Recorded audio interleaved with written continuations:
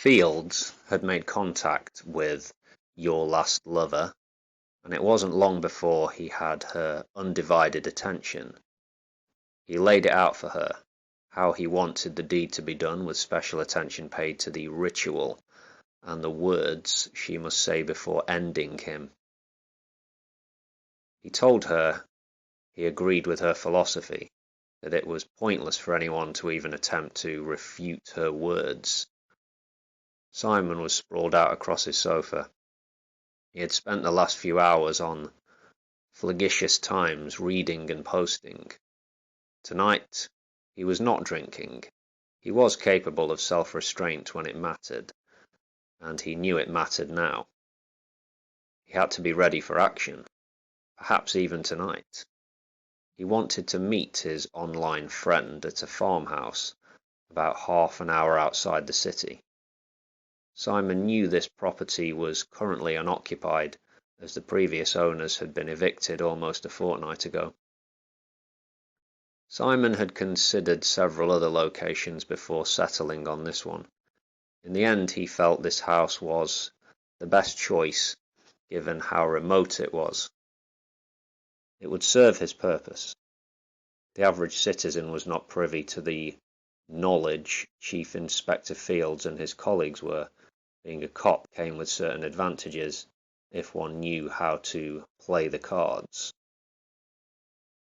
Your last lover had yet to respond to Simon's proposed meeting, but he knew she would.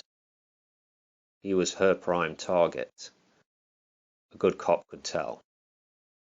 Fields kept coming back to one post, which wasn't directed at him specifically. It was a discussion that she had started. It was bait, essentially. Everything else she had said on here, as far as he could tell, was related to or fed back into this post, this worldview. It read, "This is where you can stop searching, dear one. Your journey is nearing its end. You long for the end. That's why you're here. Your courage has brought you this far. I know it won't fail you now. Life, as you and I know, is devoid of inherent meaning. We are no more than animals struggling in nature's game. Nature is the only true God. We must all bow down. No one can escape the inevitable. Your death is inevitable. In the core of your being, you want to die. Not because you are depressed or weak-minded. You are not. It's just part of your nature. Sex and death are inextricably linked. The strong know this. You want to fuck, and you want to die. As a male, you want to surrender to a woman. You want to be her slave. You already know that you are. You are driven to seek out that which enslaves you. You know you will suffer, and you know you will die. I am here to help you. I am here to facilitate your demise. You have accepted your insignificance. You have wisdom. You have seen your death. With me, you can choose the method and fashion of your passing. With me, dear one, you will perish magnificently. Your final moments will be glorious. The last eyes you will see will be mine. Simon must have fallen asleep for a little while. When he awoke, there it was, the confirmation from her. She would meet him at noon, in less than 12 hours, at the farmhouse. She would bring the necessary tools, and as always, she would be on time. Fields didn't think he would get much sleep that night, but he was out like a light as soon as his head hit the pillow. He awoke at 10 a.m. and began calmly but swiftly making preparations for departure. He would have to make one stop-off only before going to the farmhouse. Both Rhodes and Hughes would call before he left. Both calls were ignored. Simon Fields arrived 30 minutes before his online pal at the unoccupied farmhouse. The place looked like a dump from the outside, but the kitchen and living room were a class act. The old man who lived here before had clearly taken some pride in the place. It was an injustice that he had been chucked out of his home. This was an unfair world. If you can't pay the bills, you're fucked. Simple as that. Fields sat patiently at the kitchen table with his eyes closed, breathing steadily. Just as promised, she was knocking on the door at 12 noon. Fields stood up and waited for a second knock. It came almost straight away, louder this time. He slowly opened the door and was mightily impressed by the beautiful creature stood before him. "Right on time, I see," said Simon. "Peter?" said Lydia. Simon nodded and moved aside, allowing his guest to strut into the kitchen. "Very nice. And this is your place, yes?" asked the lady. "One of my homes," replied the inspector. He asked her to sit down, but didn't offer any refreshments. He asked what she did for a living. She told him she was a therapist who had lost passion for her work. She was single, no kids, and was a published author. She had written books about so-called paraphilias and had questioned and critiqued conventional wisdom. He admired her openness. He told her that he was a recently retired cop, a man who had taken a long time to see the truth. He had struggled with it for half a lifetime. Soon enough his struggle would be over. He took his little bag and started to make his way into the living room. He asked her to give him about 10 minutes, then knock and come in. As he closed the door, Lydia started to disrobe in her fashion. If one had seen her through the window, one might be forgiven for thinking a pagan ritual of some sort were about to take place. For Lydia, killing was a religion of sorts. Death was the gift she gave to those who were willing. It was more than just sexual. This was something more ignorant sheep would not understand. When she turned herself over to the authorities, a media frenzy would ensue. The moral outrage would dominate. More considered views, academic voices, would be drowned out by the vehement denunciations and calls for the harshest punishment. No doubt, the reinstitution of the death penalty would be called for, but she wasn't ready for the final curtain yet. Her focus narrowed as she moved towards the door. She knocked 3 times and said the words, as agreed on the previous evening, in a childlike voice. "Can I come in, please, Daddy? Can we play a game?" "Of course, Princess," replied Fields. As Lydia entered, she caught the chemical smell in her nostrils and knew almost instinctively that something was wrong. But before she had time to think or even react, the cloth was pressed firmly against her mouth and nose. Simon held the back of Lydia's head with his left hand. Her panicking eyes darted as she tried to claw and pull the rag from her face. He was far too strong for her.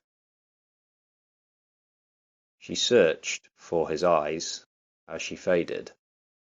She felt a powerful surge of carnal desire overtake her as all faded to black. She let out a muffled scream of despair, and with that, Lydia died. Fields took a moment to steady himself as he laid her body on the living room floor. She appeared now as her victims had before her. She was naked, bug-eyed, and open-mouthed, the final emotions of her life frozen on her face. She had been tricked. The element of surprise had been her undoing. The therapist, who had lost her way, had perished magnificently. If Fields was a man who intended to have a future, he would have probably wrapped her in plastic sheets and buried her behind the barn, but it was never his intention to hide the body. He wasn't exactly pressed for time, but he didn't want to hang around too long either, so he got on with his work. Terry Hughes had received a letter from Fields by second-class post. It had revealed his recent online activities, his back and forth with the killer, the farmhouse, his intentions, etc. This was a lot for the young inspector to take in. She had read the letter while at the breakfast table, with Becky and her young son in attendance. She had to excuse herself and head out the door. She took a long walk into work. So many questions and toxic feelings almost overwhelmed her. She questioned her own judgment and intelligence. As soon as she got to work, she insisted on seeing Rhodes alone and would not take no for an answer. Rhodes was genuinely flabbergasted by the contents of the letter. Officers were dispatched to Norris Fields Farm. Terry and the super himself would also be in attendance, as would forensics, of course. The first officers on the scene were treated to the spectacle of a dead woman hanging upside down with her hands bound behind her back. She was white as a sheet, her long black hair almost touching the muddy ground beneath her. Hughes and Rhodes would arrive last to behold Simon's handiwork. The sex killer had met her end, but this was no justice. The coming days would reveal the identity of the woman. Her name was Lydia Dawns, a therapist and author, a highly educated woman of 40. When the police searched her home, they found a phone with actual photos of the victims on them. She had posed naked with Dominic Reed, Sean Martins, and Greg Hopkins. These were clearly trophy shots. Forensics were able to confirm that hair found at two of the murder scenes belonged to Miss Dawns. For Terry Hughes, Lydia Dawns was a personification of evil, a terrible bitch for sure. But she took no pleasure in looking upon the murderer's corpse. She had wanted her to face justice and be exposed as the sick and depraved individual she clearly was. She wanted the families of the victims to see her in the dock, see her alive, but it wasn't to be. Where was Simon Fields? Rhodes and Hughes did not have to wait too long to find out. The former detective chief inspector's body was found by a local fisherman in the canal close to Tarvin Road. The toxicology report would take weeks, or even longer, to come back, of course, but Terry suspected alcohol would have played no insignificant part in Fields's demise. Whether he fell in or jumped would be a matter for much speculation. Why would a man throw it all away? This was a question Terry Hughes asked Marcus Rhodes as they sat in his office late at night. She was thinking of Simon, of course, but also the question pertained to Lydia's victims. Rhodes offered nothing the inspector viewed as insightful. He spoke of life grinding people down until they forgot who they were. He spoke of the youth being easily led astray by dangerous and destructive ideas. This old fart really was out of touch, Terry thought. As Terry lay in bed that night, she put the question to herself. Maybe there was something she was missing. Perhaps Freud was right when he spoke of the death drive. Maybe thinking about this stuff too much can open the door to some of the worst behaviour humans are capable of. Terry looked forward to her wedding in the spring. It was to be a defining moment in her life, right up there with the birth of her beautiful boy. She allowed herself to cry. This is what strong people had to do sometimes. The strong face their fears and confront the traumatic. She had taken the gut punch, and it really did hurt, but she was a resilient lady. She was a proper copper, mind, body, and soul.